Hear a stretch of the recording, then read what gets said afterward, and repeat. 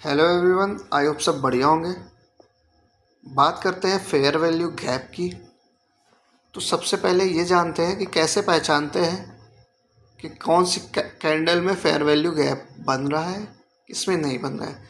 तो पहले मैं आपको फेयर वैल्यू गैप किस किस कैंडल में बनता है वो बता देता हूँ, फिर उसके बाद जानते हैं किस में नहीं बन रहा है। जैसा कि आप देख पा रहे हैं, हमारे पास एक, दो, तीन, ये तीन कैंडल है। साइज़ ये हो या अलग भी हो सकता है, यही नहीं कि यही हो। साइज़ ऐसा भी हो सकता है, पहला, दूसरा और तीसरा, ऐसा भी हो सकता है। ये नहीं कि ऐसा ही। पहले इसमें जान लेते हैं, फिर बात करते हैं इसकी। पहला, दूसरा, तीसरा, तीन कैंडल हैं हमारे पास, ठीक है। पहली कैंडल का लो, जो तीसरी कैंडल है उसका हाई मार्क कर लेंगे। अब इसके बीच में गैप देखने को मिल रहा है, इसको बोलते हैं फेयर वैल्यू गैप, FVG, ठीक है। अभी तो ये बुल ट्रेंड में है, बात करते हैं डाउन ट्रेंड में। इसमें क्या करेंगे, ये पहली कैंडल, ये दूसरी कैंडल, ये तीसरी कैंडल। अब इसका लो मार्क करेंगे, सीधी लाइन। थर्ड का हाई मार्क करेंगे। ये जो गैप बन रहा है बीच में, इसको बोलते हैं फेयर वैल्यू गैप। ये गैप, ये गैप, तो इसको बोलते हैं फेयर वैल्यू गैप। अब इसमें भी आप देख लीजिए, ये जो गैप बन रहा है इसी को फेयर वैल्यू गैप बनते कहते हैं। अब किस में नहीं बनता है, आइए वो भी जान लेते हैं। जैसे कि अब आपके सामने जो चार्ट पैटर्न है, पहला, दूसरा, तीसरा। अब इसका अगर आप लो मार्क करेंगे तो ये आएगा, तीसरी कैंडल का हाई मार्क करेंगे तो ये आएगा। अब इसमें आपका कोई गैप नहीं है, तो इसको आप फेयर वैल्यू गैप नहीं कह सकते हैं। सेम डाउन ट्रेंड में देखेंगे तो इसका लो मार्क किया, सीधा किया, इसका हाई मार्क किया, सीधा किया, ये आपस में मिल जा रहा है, इसमें कोई गैप नहीं है, तो ये फेयर वैल्यू गैप में नहीं आएगा। अब आगे आते हैं,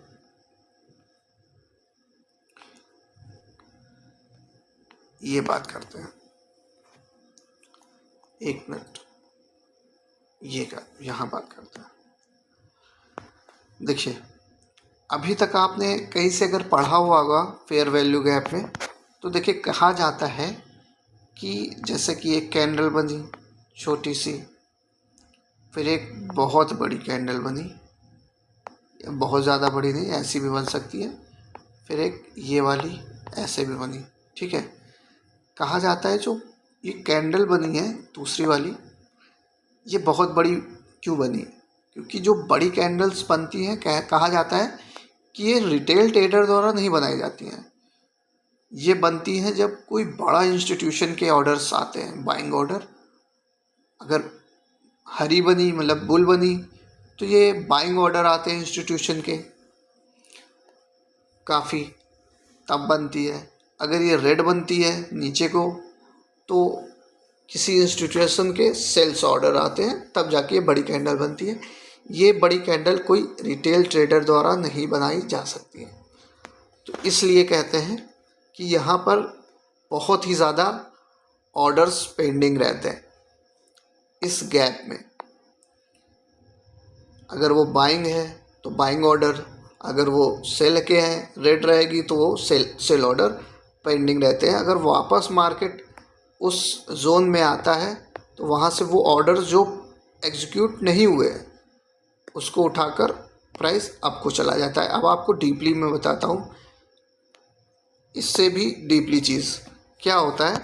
जैसे कि इसमें गैप नहीं है, मैंने बताया हुआ था इसमें गैप नहीं है, ठीक है। अब होता क्या है, बाइंग ऑर्डर और सेलिंग ऑर्डर, मतलब बायर्स और सेलर्स मिलके किसी प्राइस को अप या डाउन ले जाते हैं, ठीक है। अब बात करते हैं, इसमें तो फेयर वैल्यू गैप नहीं बना था, फेयर वैल्यू गैप नहीं बना था, इसमें बना हुआ है। अब इसमें है क्या, यहाँ तक का आप देखेंगे तो बायर्स और सेलर्स लेके आए हैं। यहाँ पर भी देखेंगे बायर्स और सेलर्स है, बट आप इसमें देखेंगे तो यहाँ पे बायर्स सिर्फ और बायर्स हैं, यहाँ पे आपको देखेंगे सेलर्स के ऑर्डर्स आए ही नहीं, यहाँ पर बाइंग ऑर्डर पेंडिंग है। जो गैप है यहाँ पर, इस गैप में सिर्फ और सिर्फ बायर्स है, नो सेलर्स। तो अब क्या होता है यहाँ से आगे जान लेते हैं। ये देखिए,